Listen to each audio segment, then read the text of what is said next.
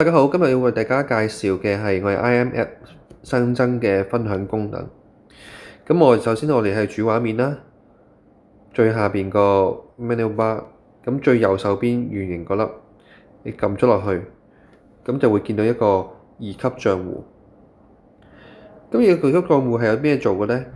因為暫時我哋而家分享個鎖匙叫數位鎖匙嘅功能呢，大家只可以開鎖、上鎖同埋開車嘅，但係其他預設功能，譬如話開冷暖燈啊、開空調係完全做唔到嘅。咁而家有呢個二級賬戶嘅分享之後呢，其實就可以做呢啲所有嘅功能啦。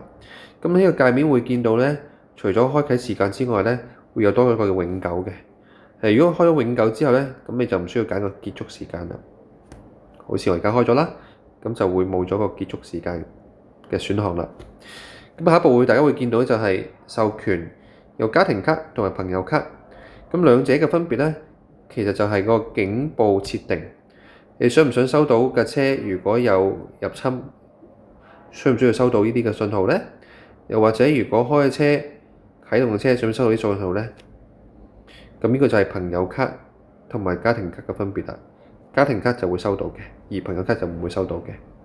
咁下一步呢，就係將 share 嗰個姓名啦、手機或者個電郵就喺度入咗去，最後就撳授權，咁啊對方就會收到噶啦。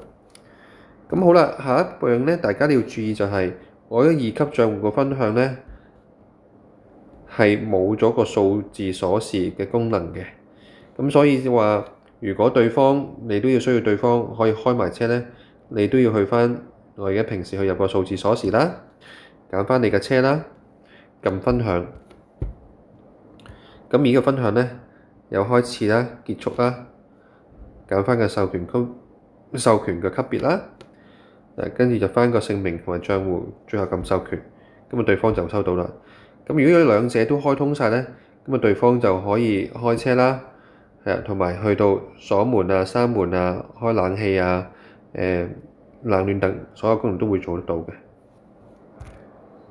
咁呢個係一個最新嘅 version 啦，咁大家之後可以 download update 個 system，咁就 update 個 app 之後就可以用。